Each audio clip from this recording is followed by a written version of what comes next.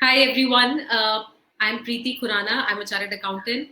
Today we have CA Dinal Shah with us. He's joining us from Ahmedabad. We also have Archit Gupta. He's the founder and CEO of ClearTax. I'm very delighted to have both of you and thank you so much for making time today. We are running the grand finale today of our Masters of Tax series. We've done this very interesting series through this entire week. We've had experts, we brought them. Luckily, we didn't have to bring them in from anywhere. They just had to log in virtually. So we had quite a few interesting sessions. We spoke about digital transformation. Then we had a session on professional challenges for chartered accountants. We also had some deep dive sessions into GST and how the recent changes and the recent COVID situation will impact GST. And today we are going to talk about what will business look like and what will tax compliance look like in the post-COVID world and how we all can prepare ourselves for this. And so let's get started. You all can post your questions and I'm going to take them up with Dinal sir, and Archit is also going to be here to answer those questions. Firstly, it's very important to introduce CA Dinal Shah. He's a partner at Ernst & Young Tax and Regulatory Practice. He's a chartered accountant and he's also a lawyer. And he has more than 25 years of experience in advising clients on taxation, exchange control, and regulatory issues. He has been extensively involved in advising Indian corporates and also multinationals on issues related to double taxation, due diligence, transfer pricing, and a whole gamut of corporate tax and accounting standards, including IFRS. So clearly, he's an expert on all matters of tax and accounting. He's also an executive committee member of International Fiscal Association and secretary of ITAT Bar Association, Ahmedabad. Thank you once again for joining in. And of course, Archit, I don't know how to introduce Archit. He's our founder and CEO. He's my boss. He's ClearTax is his baby. He's also he is Fortune's 40 Under 40 Entrepreneurship Award winner. He's also like won several awards, and it's like the whole session will finish if I start listing them down. He leads our organization. We are India's #1 tax filing startup. We are India's most upcoming fintech startups. We have a whole gamut of products that can be used for compliance, for investing, and a whole lot of other things. We've been named best startups by best tax filing websites by NDTV Gadgets, Economic Times, and Archit is on a mission to simplify compliance for businesses. So over to both of you, but I would like to start with Mr. Shah, and please, if you could, we have a lot of young CAs, young professionals who join into our sessions and who like to learn from experienced people and to understand how they've grown their practice and what has their journey been like. So I'll come to you first and just talk about how your career has grown over the past years. So thank you, Preeti. Thank you, Archit. And I think it is my pleasure to share some thoughts along with all of you. If I talk of my journey, I never wanted to become a chartered accountant. I always wanted to become other than the chartered accountant. But my family I'm a third generation in my family as a professional. And therefore, there was some family influence on me when I cleared 10th standard. And then because of some family pressure or family influence, I finally jumped to the commerce stream. And I can only tell you that in 11th and 12th, I was dumb on accounting. I never knew what is debit and credit. And it was very, very difficult for me to even pass out the 11th and 12th. But what I could only say that if you have a passion for something and if you have a commitment for anything, the journey in future and the opportunities are tremendous in this world. And for creating a passion, you need a commitment. And for creating a commitment, you need a hard work. And if these three combines together, nothing can stop you from growing. The second challenge which I am seeing as a professional in this world, and particularly after the present social economic challenges of the COVID, is that everybody will have to think, how do I do it differently? everybody is doing the same thing in a life, but how do I do a value addition to any client as a professional, to any society? What do I do for them? The third part is that as a professional, I should think differently to so that I can do certain contribution to the business and the society. Because today, I would believe that chartered accountants would be one of the best professional for any business advisory because of their tough articles of 3 years and then a subsequent training at either industry or the accounting firm. The use of technology has increased substantially now, and particularly the COVID has taught us how do you do everything on technology. But the only suggestion is don't be a slave of a technology. Technology is an enabler, but it can't replace human creativity, human mind. And the last point is every professional should have very, very clear clarity of thought with conviction. And that clarity of thought and conviction will come only by reading, reading, and reading. Unfortunately, and I was actually surprised to see that the media has reduced their publishing the copies because people have stopped reading the newspapers, people have stopped reading the magazines, and everybody wants that app on the shortcuts, and they only want to read 5 lines rather than the full article on anything.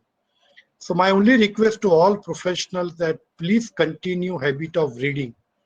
And if you have your fundamentals are clear, if you have a clarity and conviction, I think as a professional, you would be the best in the world.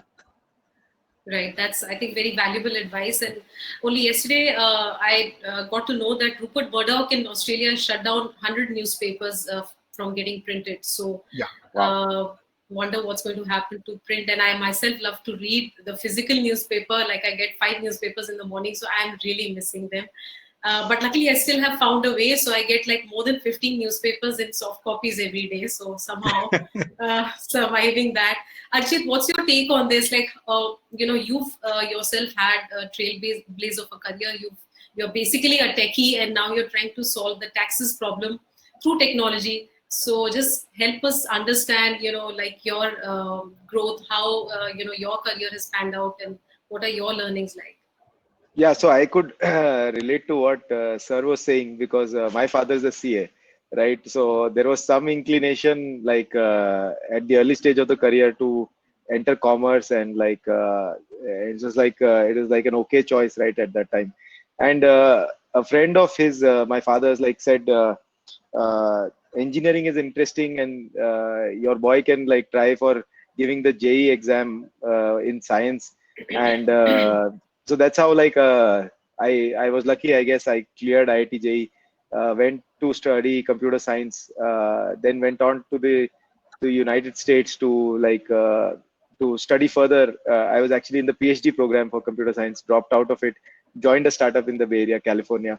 So that was like a lot of fun time. I think got to explore the world in that. And then I think life has like in that sense like been a full circle to solve like problems for I guess chartered accountants, like maybe at scale, like maybe creating a bigger impact. Like I think, and it's been fun, like to see like we having big impact on lives of millions of individuals, where they're able to file on our platform now. We are trying to simplify investing. The same on the GST side. Like I think it was fascinating to see a technology plus tax reform come in at the same time we were on our startup journey and entrepreneurship journey, and that became like a good impetus to digitize businesses. I think GST was step one, e-invoicing, e-way bills, more steps are coming. UPI on the B2B side will take off. So I think over this, like I feel very excited that the overall fintech sector, which when I started the company, there was no word called fintech. So I think the entire thing becoming fintech, and like really the entire shift with Geo, 4G, GST, UPI. I think we've been at the confluence of so many things. So I find ourselves very, very lucky, Preeti. I mean, in that sense. So it's been a good journey. family plays an important role, because in my family, amongst 20 cousins, I was the only one who took commerce, and I was like really looked down upon. Like everyone was science, like, and people like, "You do commerce? What is commerce?" So I was Yeah, I was the first engineer in my family. So prior to there was no engineer. So interesting. So coincidentally, my both the son did not select chartered accountant as a career. interesting. Okay, so now that we know that family shapes our decisions in one way or the other, but it's important to understand how this COVID situation is going to shape businesses and tax compliance. So, like economies are impacted. We are hearing of a lot of businesses reporting nearly zero sales in the month of April, and that's going to be terrible for some of them. So, what are your thoughts on it, sir? I would like to ask you first. So, Preeti, I would believe that this discussion can be divided into three phases. One is a survival phase, then a revival phase, and then a growth stage. Particularly for financial year 2021, and when in almost 10 to 12 investment bankers are projecting the growth of India from -5% to positive 4%, with reasonable optimism between 0 to 1 or 1.5%. The people right now has to maintain how do I survive, subject to two or three sectors like the healthcare sector or an FMCG sector or the grocery sector. But other than those sectors, the people have to make efforts to generate cash and survive first. The support which government has given in the past few days, what is called a stimulus package, the challenge is that there is a major issue on the demand creation. And the government has tried to create a liquidity in the market. Government has tried to support the MSME and the medium-sized industries by lending more and more money at a reduced rate of interest. But the question is that if I produce the goods, is there anybody to buy that good? The second is a discretionary spending. The human behavior and the habits are undergoing a change. The crisis of 2008 of Lehman Brothers was only a financial crisis.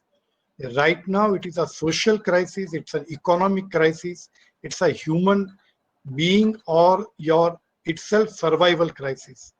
And therefore, I think the 2008 crisis would be difficult to compare with the present situation. Second, particularly for India, prior to 2008, the India was growing almost at 7 to 8%. And we had substantial reserves and money at our disposal to support the economy. Whereas in India, in last 1.5 year, the economy was not doing well. We were hardly growing at 5%. The manufacturing growth was degrowing. The service sector was stagnant. And therefore, I think the only 2 or 3 key parameters, that how do I generate cash, how do I supply the goods and create a demand in the market, that will be a major role of the government and the industry. And the third is that how do I support the consumers with a changing behavior, and how do I Right. support their requirements at least for next 1 year.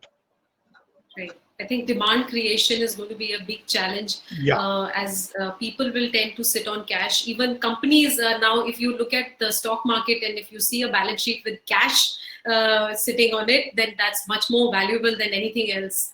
So, So Preeti, for example, the government through RBI reduced the reverse repo rate and that's right. created almost 8 to 9 lakh crore of liquidity. Right. Banks have in turn deposited 6 lakh crore with the RBI. They are not lending to the business because they are not Right. sure that what will be the ultimate utilization of this.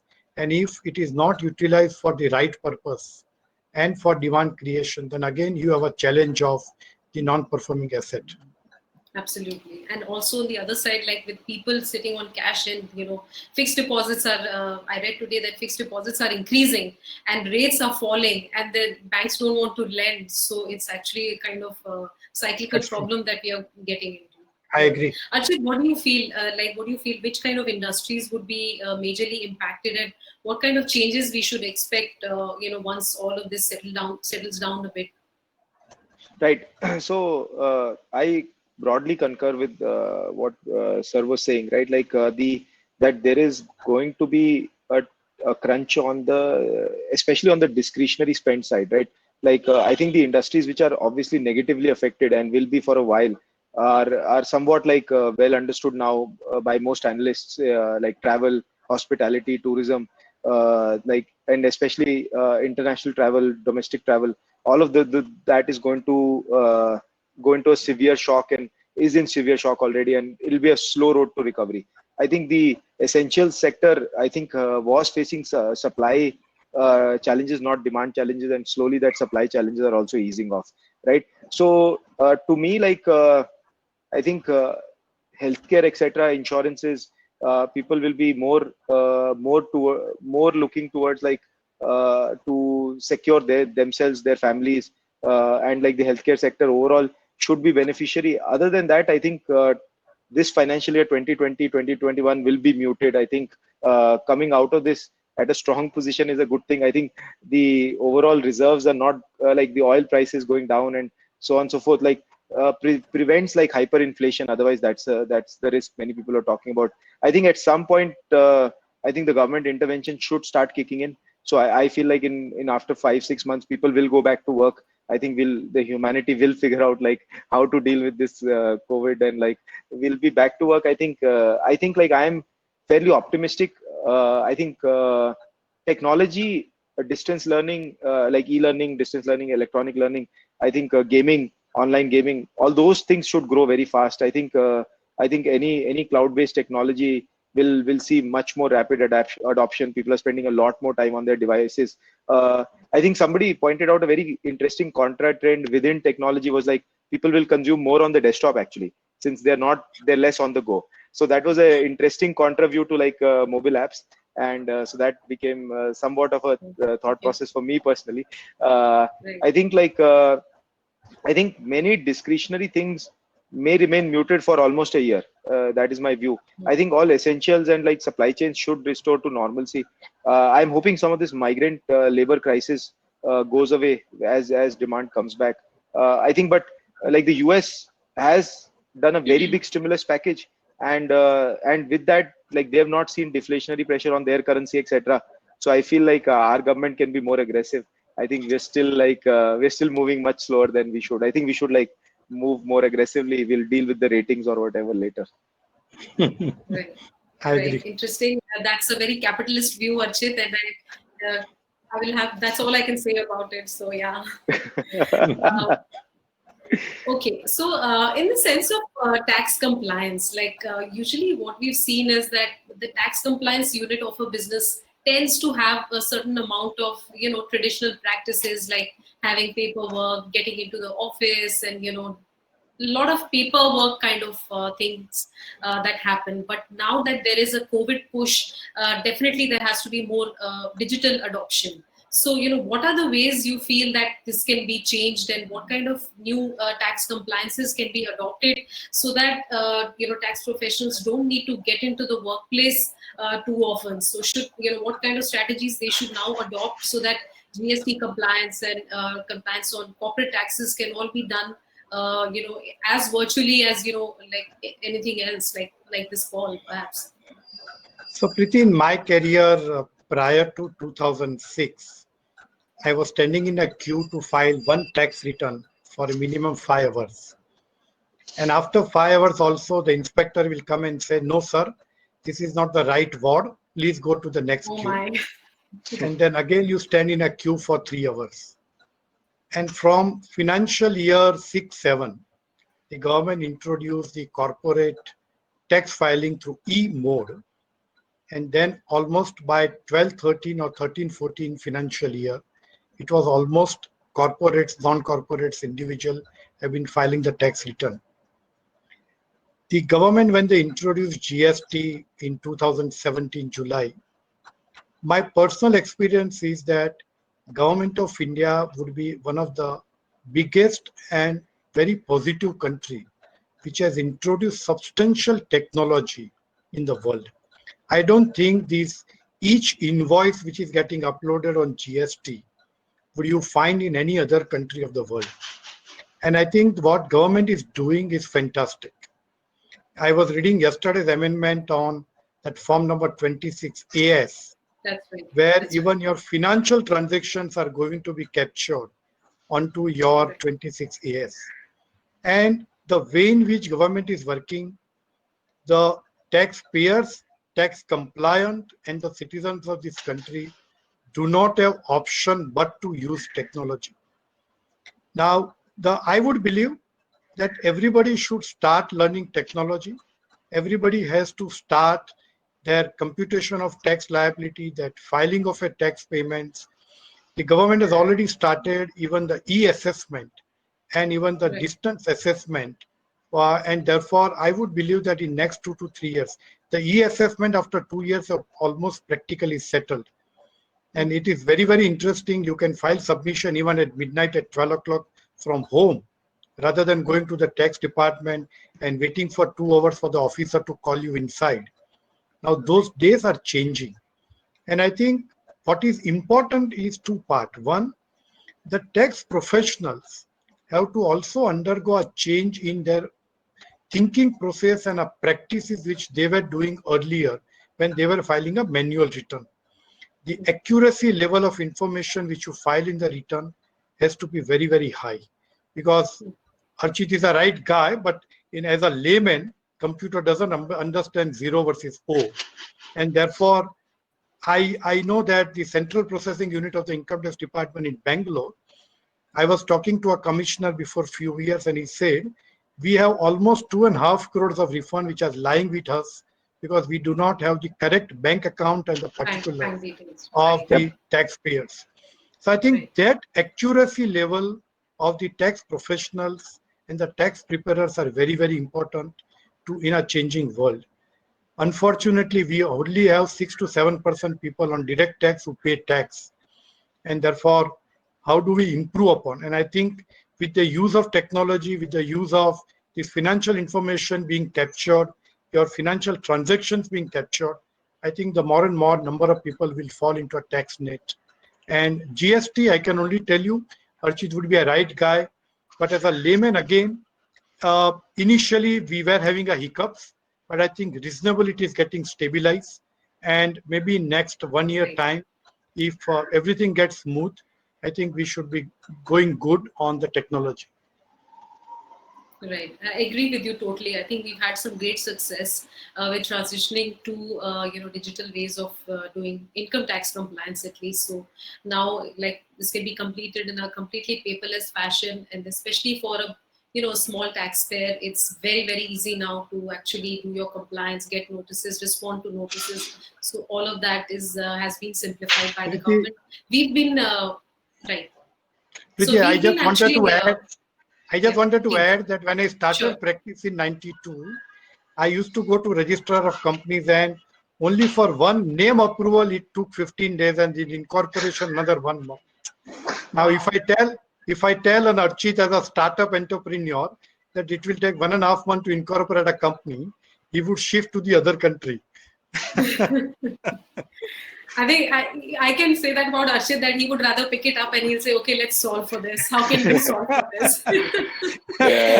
So yeah, Archit, like on that note, you're running a startup, and what is your learning from this? What can you tell other startups as to how they can respond to this crisis? I know that we are well funded, we are safe during this crisis, but what about others?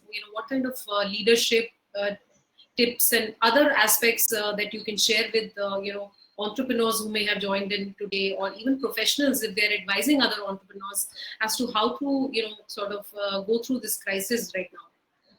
Right. So actually, let me start by saying this is an extremely tough time for business owners, right? Like in many cases, demand has simply collapsed. And in many cases, supply is not available, even if some reasonable demand is available. There are like tremendous amount of fixed costs which people had taken on during during times of peace, if you will, right? Not in times of crisis. So costs such as rent, your credit, interest payments, and employee payments which are due, right? Which have a tremendous amount of burden on the financial side. And as you rightly said, Preeti, we were fortunate to be capitalized, so we are able to dip into our cash reserves and like make sure like we have continuity. But I've been talking to many entrepreneurs across the spectrum, and like small business and medium business owners, right? So I think like a few things emerged, like which I think I can share, and like hopefully it helps, because I think CA firms and CA experts here will be advising a lot of their clients who will be going through these crisis times. I think to me, like the first part is like every business has to approach this as a reset.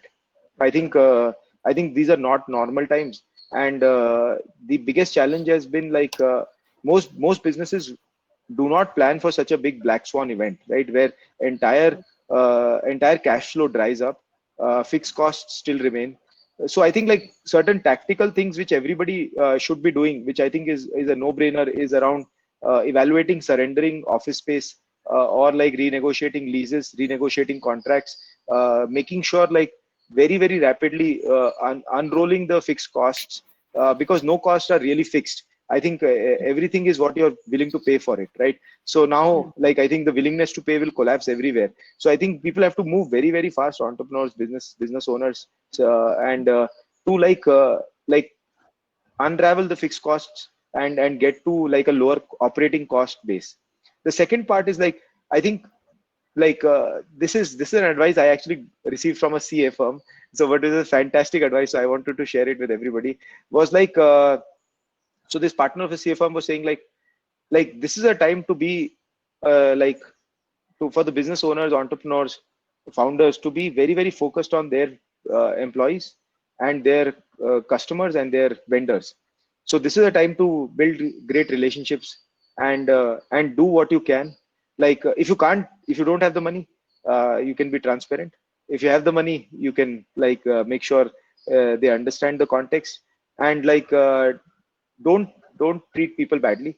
Don't like be as good as a person you can be, because after this crisis is over, when you come out of this, you can, as sir said, right, there's a survival phase, revival phase, and the growth phase. So once the growth phase comes back, people will remember how you treated them, right? Like people will have memory of that. And like so I think like you have to play longer term games with longer term relationships, right? Like so you have to optimize for that.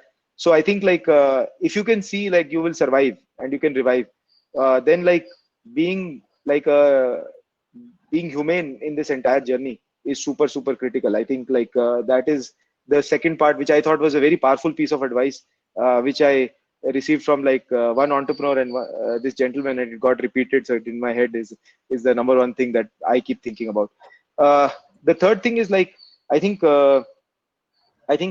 now like more and more government schemes should come out in terms of like MSME and so on and so forth for relief. The MSME Act itself may offer some like early payments and so on and so forth.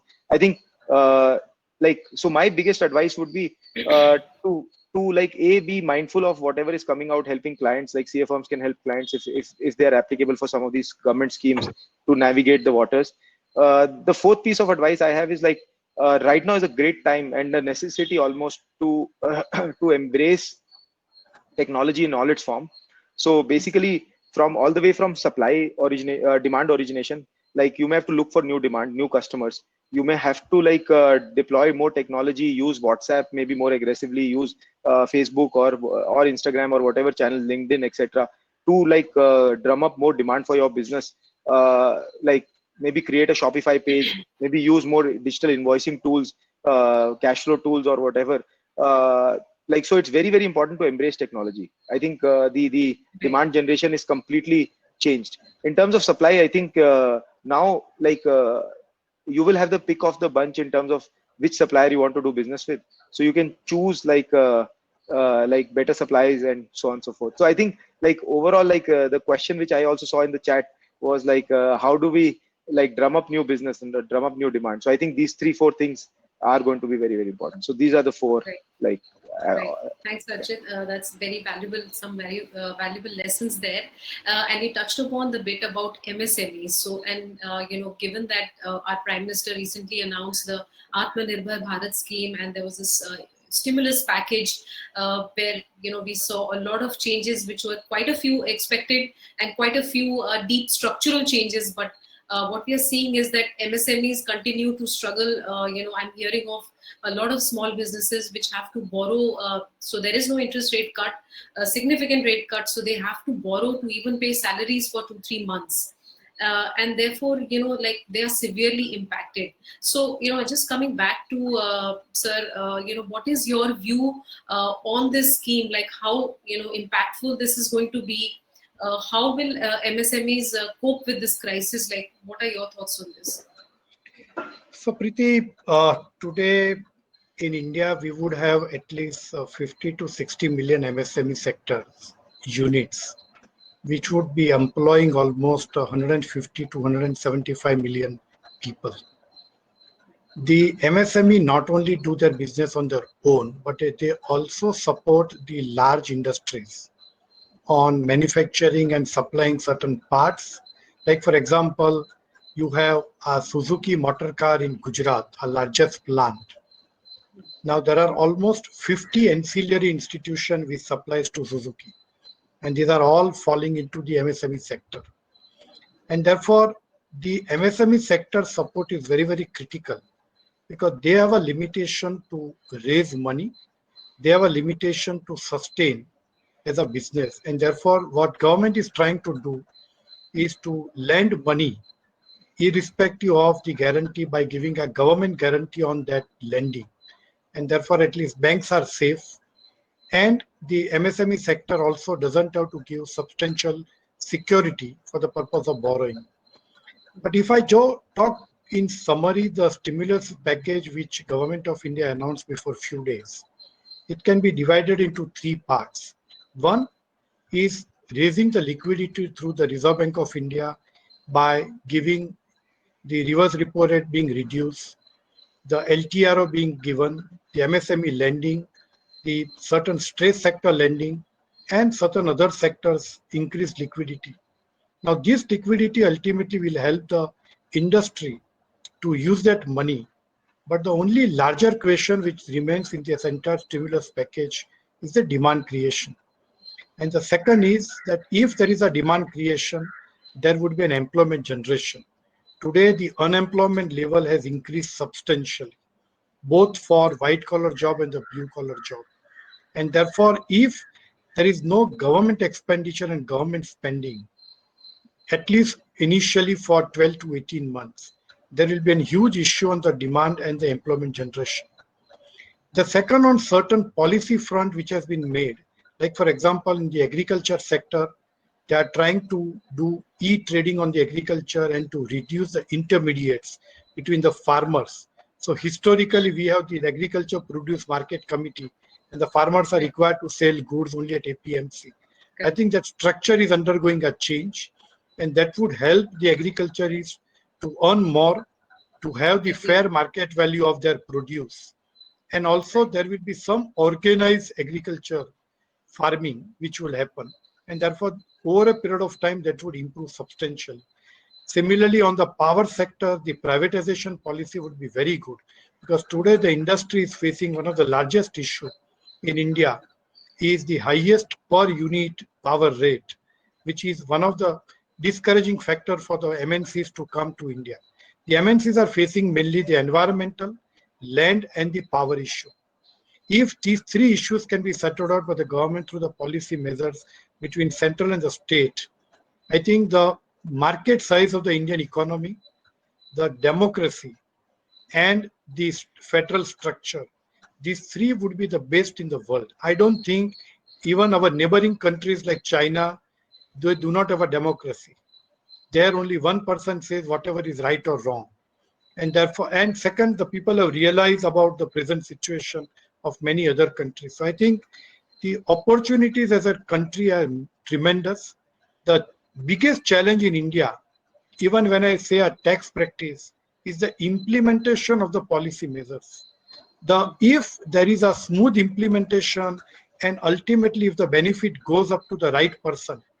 For example, if I just take classic example in US, because of this economic stimulus, they announced a scheme that whatever salary you have paid for last 12 months for less than $1 lakh, the government would give you exactly within 24 hours.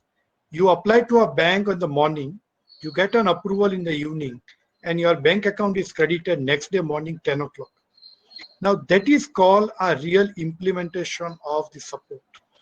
The problem with India is the implementation of the policy measure. I can also tell you the laws in India are much, much simpler than many other countries of the world. I don't understand US IRS even after 28 years of practice because it is most complicated.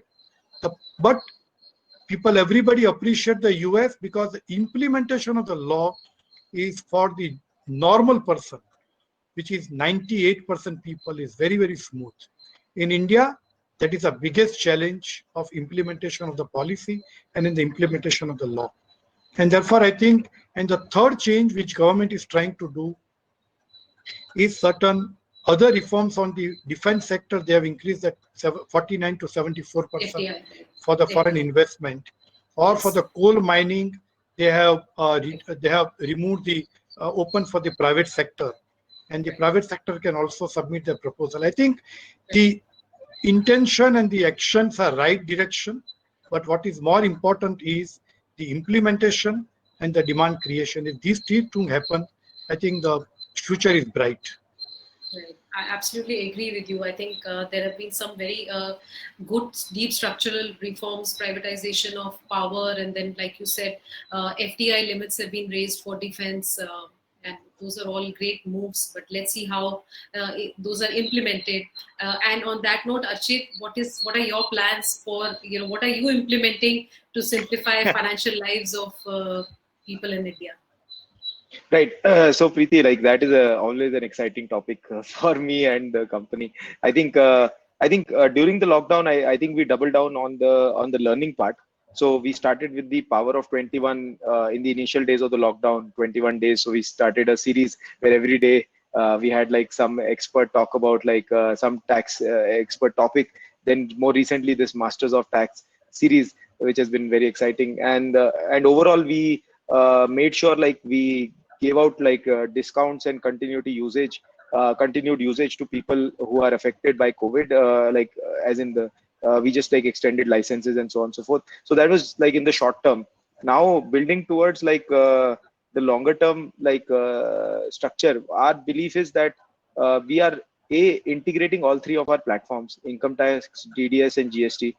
That has rolled out like a week ago. So it is very exciting where like a CA firm can work on all their clients for all kinds of compliances on the same platform. So they don't have to like, and it's all on the cloud. So they don't have to worry about something being on premise, something being off premise. So they don't have to worry about going into office. Their employees don't have to worry about coming into office. So that was the number one request we were seeing, because people were struggling with like working from home, and they didn't have access to information technology, their data systems. So that has been like a very good focus from our side, and I think we've seen some appreciation from customers also. Now the second part, I think we are working a little bit and like working towards clarity that when this MSME mechanisms roll out in the Atmanirbhar Bharat scheme, can we help CA firms, small businesses, medium-sized businesses, and supply chain of enterprises avail these schemes with simplicity? So we are looking like how do digital tools simplify the application process or the selection process or some of those things, because that can really cut down the time reaches the MSME sector. So that is something which we find very powerful and very important. The third is like we are now launching like our technology and tools on the smartphone. On the mobile, like we're rolling out mobile apps, which we find very important, because like CA firms are on the go more now, and like people are working from home, or people are in different locations. In fact, like some of the folks are operating from different cities. So we feel like smartphone like could really make a difference. The second part is our invoicing tools, our payment tools, and like for small medium businesses and CA firms, we are rolling them out both on the smartphone and the desktop, but completely on the cloud. So this will help businesses which are looking to go digital, like as recovery starts to happen in 3 to 6 months, like they can like create an invoice completely paperless. They don't have to like have a delivery agent go, like all of those paper-based steps we want to eliminate. Have a completely digital office so that like people feel safe in this time of COVID, because even a paper is now seen as a transmission vector, right? Like people are afraid of like even like meeting each other. So I think we just want to make it entirely digital. So those are like some of the key initiatives. On the consumer side, where we are doing consumer taxes, we are looking to help people like figure out like how can they increase their take home with the tax optimization. There are two schemes the government launched, whether you want to be in the whether you want to save in 80C or chapter 6, you don't want to save. So we are doing some of those innovations as this year rolls on. Right. Very interesting, Archit. And I can see a lot of people are asking questions like, I'm not able to get into office, and how do I grow my practice? And we can see that around the world, people are now talking about perhaps a second wave in when the winter sets in. So this would be an ideal time to actually start digitizing all aspects, making employees digital, and ability to work from anywhere, actually mobile, desktop, whatever. So I think ClearTax is moving on that path, and we have some great ideas launched already in pipeline for all of this to happen. While we're on this and talking about the economic relief package, the government also announced a rate cut, a TDS rate cut of up to 25%. So TDS rates, everything will be cut by 25%. And they said the objective is to improve cash flows for taxpayers. And also, I think on the other hand, government will have lesser refunds to give. So, they would have like sort of some refund, like we hear crores of refunds getting processed after the returns are done. So they perhaps avoided that bit. But how much do you think it will really help taxpayers? Will it really be impactful? And should there be a tax cut? Because every time there's an economic situation happening, people are asking for tax cuts. And I also, heard someone say that, if you lose your job, then you should be allowed tax refund or whatever taxes you paid during the year. So even that is there. I think that's a standard demand. Every time there's budget happening, people are looking for lower tax rates. What are your thoughts on it, sir? What do you think should be done? So Preeti, on the reduction in the TDS rate by 25%, I would believe that the economic package said it would increase liquidity by 50,000 crores. 50,000 crores, yeah, right. Yeah. Now, I would believe it is more of a perception, because personally speaking, this was more on optic, that they wanted to give a message to the taxpayer that we would help you to increase liquidity, but it doesn't help much, because see, I would believe if you have a profit, then you are going to pay the tax. And if you are not going to make any profit in the current year, where is the question of TDS or where is the question of business? So my personal view is that yes, they have reduced the TDS. It will only increase some compliance issue, because people were asking that if I have accounted an invoice on 11th of May or 12th May, should I deduct a higher rate or lower rate? And Archit will have to give all options in the technology. and therefore that was so I have a live case that somebody declared dividend on 11th of May and was to actually pay to the shareholder on 18th May. And the client was asking, what is the rate of dividend I should apply? Should I apply the older rate or should I apply the newer rate? Now, so yes, it was more of an optic.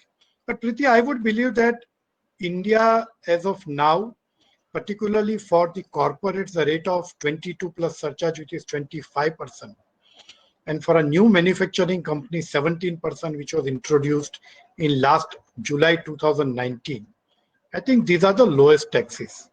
I don't think there is a need to reduce the taxes. What is important is that how do you give us support, maybe through a rate of GST. So one of the suggestions which was given by many industry organizations to the government, that like earlier days when VAT was there was an exemption scheme or there was a loan scheme. So what government could have done, that you collect the GST, but you only pay 50% in next 6 or maybe next 1 month, and the balance 50%, it is treated as a deemed loan, and you pay after 6 months or 1 year at some reduced rate of interest. But at the same time, the other person should continue to get a credit. So therefore, there is no break in the supply chain. But I am given a support by the government through a GST. I think that was one of the expectation, but somewhere the government has not accepted that request. So because GST is ultimately on the transaction, and whatever goods you buy, whatever grocery you buy, it will impact each and every one of us in the country. Income tax is not that material impact on the overall industry. So I would believe that the impact, if any, should government do, should more on through GST mechanism and certain other relief like interest subvention. Like any industry, if I am having a 12%, maybe government can bear 4% rate of interest, and I am given only 8%. So that 4% on a 10 crore loan would actually help me to minimize my interest on the financial obligation. Absolutely. I absolutely agree with you. I think interest relief or interest support would actually be quite beneficial for all entities who are looking for loans or who have outstanding loans. And on taxes, like I often wonder if after announcing the corporate tax cuts last year, if the government is now regretting having done that move, with tax collections which are expected to fall as well. So, and I can see a lot of questions are coming in and we will take them. But before we do that, I just want to come to both of you and ask you a question. If you've picked up a new skill during this time of crisis, of course, not talking about all the, home cleaning and dishwashing and not all of that, which I believe all men and women should know in any case. So what are skills besides those skills that you have picked up recently? I think the two good things about, other than your profession, you had some passion for music, you have some passion for reading habits, and maybe a good or a bad part, the use of Netflix and Amazon has increased more than 100%. But at the same time, you get a good time with your family. And I think the biggest part is the creativity. You can learn something in his free time about something new, which normally you don't find time during your normal office hours and a routine work. Right. What about you, Archit? What have you picked up? So I think for me, or clear taxes perhaps kept you so busy that you're only working on our KRAs and just making us do a lot more work. Other than that. So good one, Preeti. So I think for me, one was actually getting back in touch with a little bit of cooking. So I think while it's a household errand, as you said, but this was more interesting, trying something new, baking and those kind of things. So that was a lot of fun, to try something, and it became like a way to connect with family and spend time with family. And it was not oh, we are doing it for the food. It was doing it for some, as Sir said, some creativity and having some fun along the way. The second thing which I got a little more time for in this lockdown was doing a little more yoga and learning a little more and just staying more present. I think so I think that was the other part which I really enjoyed. I've been really enjoying this. That's interesting actually, because I thought if you're working from home, you would actually lock yourself up in a room and be more unavailable. No, I think it's 24/7 in the home, right? So you have to be available more, in fact. Right, interesting there. Okay, so I think it's time for us to take some questions, and somebody is asking again. I think we've touched a bit upon that, but 2 or 3 people asked how I believe they're CAs and they run their own practice, and because their offices, physical offices, are shut, they are wondering how they can get more work. How do they approach new clients? Their costs are increasing. They're paying their staff, so how to go about getting more business as a CA, what kind of stuff they can work on. So Preeti, I would believe that the first thing is that every area of practice as a professional is a good practice, but you need to specialize on 1 or 2 areas of practice. It could be an accounting work, it could be an auditor, it could be a tax, it could be a forensic, it could be a valuation, it could be a business advisory, depending upon one's own interest in a particular area of practice. Number one. Number two, I would believe that in India, 74 to 76% people are still into proprietary practice. So people has to come together to create a team, because at least one thing I have learned in my professional life, I can't do anything alone. I need a team of people who are along with me, and I need experts to work with me, so that because the economic changes, the laws changes are making so happening that it is impossible for one person to do everything on this earth. And therefore, you must come together to create a team of people. Third part, which this particular situation has taught the professional, is the dependence on one or two clients. You should not have a dependence on one or two clients. You should have a diversified practice. So for example, I know somebody who is doing accounting work for the aviation sector, and then entire aviation sector is closed, and therefore people are finding difficult to generate revenue. So I think the diversified practice with a specialization in one or two areas would help. I agree, certain smaller firms are facing challenge on a cash flow to make payment of salary, payment of rent on regular basis. I think, but people can plan their cash flow, defer certain amount of salary to a later part of the year. Rather than reducing the salary, maybe you can defer this, and then ultimately you can pay by near to the December, January 20 or 21. But I think the diversification with specialization is the need of the day. I don't think the future has to have a specialized services. Right. I think that's a very interesting point you made about diversification and also having some kind of expertise. And this is the right time to build on those expertise. If you have spare time, if you're not getting into work, then at least that's what I'm trying to do, really pick up one aspect that I can learn a bit more about. And I also see, like, on the note on MSMEs, a lot of people are asking the loan that the government has said will be extended. Is it an additional loan? Is it a new loan? Is it a top up? Like, what exactly it is? So far, my understanding has been that only outstanding loans where there was already a collateral which was given to the banks, and if those entities now need additional loans, they can go ahead and go for a collateral-free loan. And therefore the scheme is only as a top up, but like, if you have any other insights, that would be really helpful. Yeah, so Priti, you are perfectly right. It's a top up loan. So if I already have certain amount of borrowing from a bank, then I can go to the bank and top up my loan with an additional amount based on my requirement, where the government is guaranteeing the amount. But for the MSME, there is an additional amount of around 20 to 30,000 crore, which was only for the stress MSME. So you are already facing pre-COVID certain situation on financial liquidity crunch. And for those particular MSME sector also, the government has agreed to grant certain fund. And then there is a 30 to 50,000 crore is the funds on funds, which is more like venture capital support. And the government would grant you the equity support to the MSME.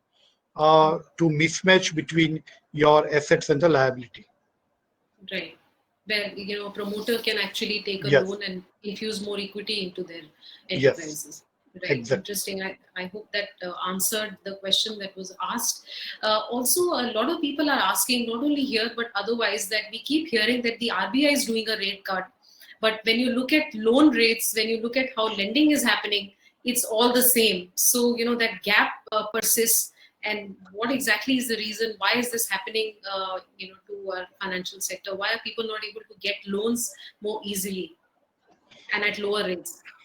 So, Priti, that is exactly the implementation issue. If I just tell you, in the first phase of the RBI relaxation, all borrowers were given 10% additional COVID working capital funds to meet that salary and the routine expenditure. Now, people are finding difficulty even to borrow that 10% additional funds, and the banks are not giving that easily. Particularly the private sectors are not at all giving the money to the borrowers. and it is only coming to the public sector banks, and that too with difficulty. So that is exactly the implementation issue on what government is trying to put measures into the economy. And I agree Right. that the Reserve Bank of India has reduced the rate of interest. Yesterday, like what you read, the fixed deposit interest rate have reduced, but the lending rates and the PLR has yet not reduced. The PLR continues to be the old rate. And then again, you borrow at 11-12% amount. And so that's basically an implementation issue from the banking sector. Right. Archit, there's a question for you, and they're saying, so there are going to be a lot of loans which will require sanctioning. Does ClearTax have any software or tool for MSMEs where they can calculate financial ratios and do some kind of project report preparation which they can submit to the banks? So anything in the pipeline on that? So, Preeti, we are not yet. So the answer is we don't have a tool and nothing yet from us. We are evaluating like how positive an impact we can create on this and then help out. So we'll know better after a few weeks. Okay. Great to hear that. And then we have one question where it's actually a comment. So somebody's saying there is a serious element of risk for India. Please keep in mind. Okay, India is thickly populated, illiteracy is high, and that was, I think, something that we were talking about. Okay, somebody's saying, can we expect any benefits on taxes for MSMEs for this assessment year? I don't think so. No. only compliances have been deferred, but I don't think the rate cuts will come. So I'll ask Sir a question. Like, do you think like they will defer compliances even more, Sir? I would believe yes. Something that Archit would definitely not want to happen. No, I am very neutral. No, particularly Archit, if there is a second wave in winter, then they would have to defer. Otherwise, they may not differ. Because right now, I think the return filing for individuals from July to November is a good go. I'm sorry, to October. But for companies, I think they will have to defer by another 1 or 2 months.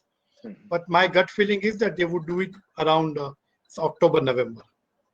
Right. So they've already announced income tax compliance dates. Yeah. But GST, I think, even though there is an extension, but it makes a lot of sense to actually go and do your compliance with whatever information you have, because your GST tax liability, the interest rate will keep on accumulating. Unfortunately, the government is going to charge a 9% interest on any delayed GST payments, and I think that is something that they should definitely look at. It's not that people don't want to pay GST; they're actually waiting for their suppliers to upload invoices. But what we feel is that so long as there is an extension on how much you can claim based on your GSTR 2A and your own books, the differential, they've pushed out that compliance till later, like September or so, and therefore it makes a lot of sense to pay whatever you feel is due. And then sort of move on to the next few months and continue to do your compliance. Right. So that's very helpful, actually. Okay. Okay. Someone is asking, I want to know about MSME package that we've already addressed. If current loans or new loans, will this be available for small service providers and trading units?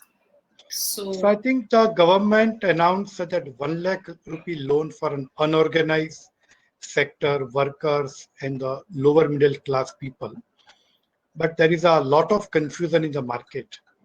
The scheme is that the government will lend at 8% and then the state government can give 6% subsidy.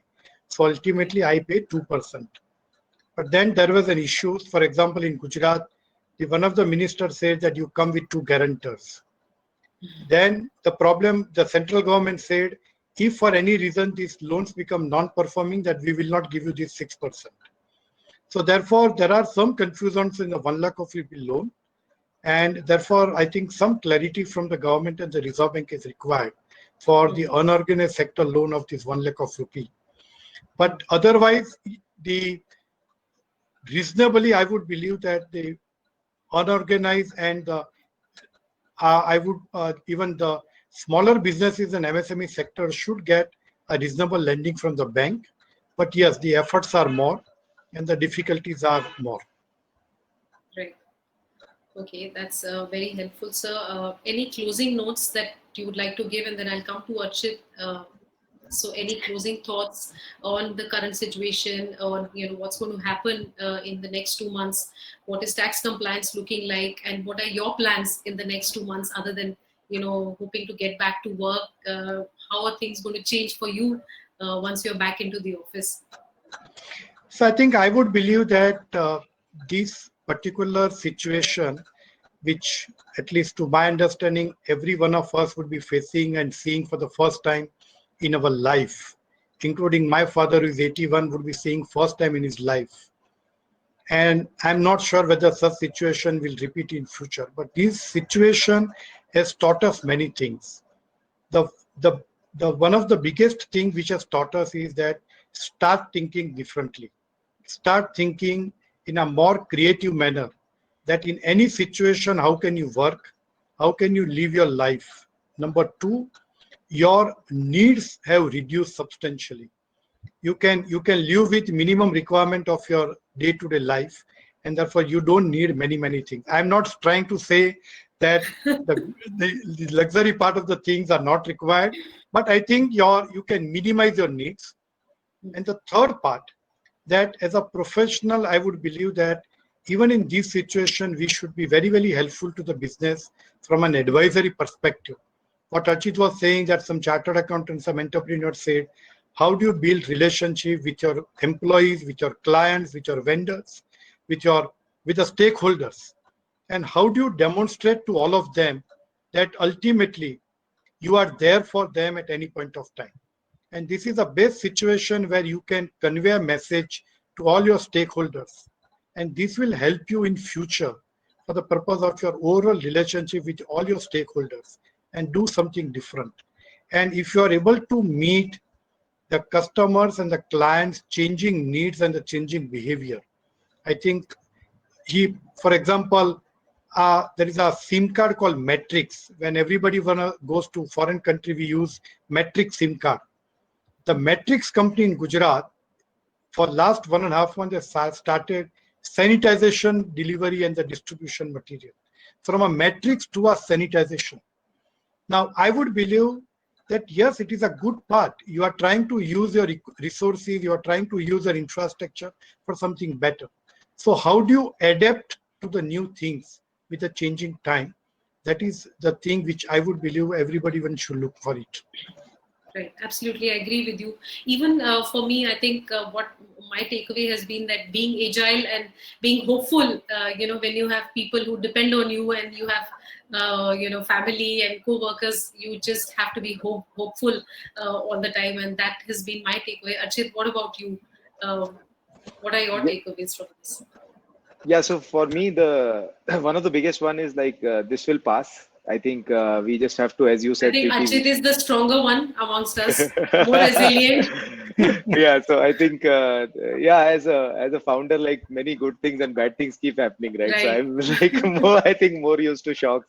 So I think I'm just saying like this will pass, and like as Preeti said, like maintaining optimism, and as Sir Dinesh sir said, like maintaining હું આવું પાપા 5 minute આવું છું. uh, maintaining like that very strong focus on change, and being ahead of the change, like, and projecting what change will happen, and with optimism go into the new future. The new future is coming whether we like it or not, like, so that is the first part. Second part is like I think like I personally think of myself as a technology person and a technologist. Obviously it's a tool, but like I feel like everybody should now embrace technology. This is a great time to learn it. I've seen like how, like when I've been interacting with 75-year-olds, 80-year-olds, and they've been coming onto our platform and learning technology for the first time. It's such a big joy. But like if they can do it, like so can like some of the other people. Like I think it's time to embrace change, learn something new. So I think like those would be my two big things. Like this will pass. Like maintain optimism. Like life will be very good after this. Like I think as Sir said, like our needs have fallen. Like we are not consuming so many. We are not traveling outside. We are not. Why 100 gram dal roti khana hai sabko, and so on and so forth. I think like we should just get past, and like it'll be fine. Like we'll all be fine. Right. Great. So that's a lot of hope for all of us, that there's going to be light at the end of the tunnel. I think a perfect closure to our series on Masters of Taxes. Perfect note to end this on. I've been around every day. I've spoken to all the experts, but today has been, I think, the most lively session, where we've really had an interesting chat. We've had a professional discussion. We've shared some personal notes, and I think all three of us, especially me, coming out more hopeful, and definitely better with responding to this huge change that is going through our lives. Thank you so much, sir, for joining us. And we've had so many participants, and I can still see people are commenting. And participants, I would just tell them they can continue to write to us. We are going to keep bringing more and more such series, and we may be reaching out to you again to come back and share your valuable insights. It was absolutely a learning and a great experience for me, for everyone. Archit, thank you for your time. At least here I can see you, so that's been good for me. That's all I can say. And I hope to have you around more often. Yeah, thank you. And like I really would like to thank you. Archit, please. Yeah, I just like to thank Dhinal sir and like all the participants in the Master of Tax series. It is a fantastic series. Like it will be put on YouTube for people who have not attended here, and I'm sure like lakhs of people will watch it. So thank you for putting this together, team, and like thank you, sir, Dhinal Shah ji, for coming to this. Yeah, thank you. Thank you, Archit. Thank you, Preeti. Thank you. Bye bye. Thank you. Bye bye.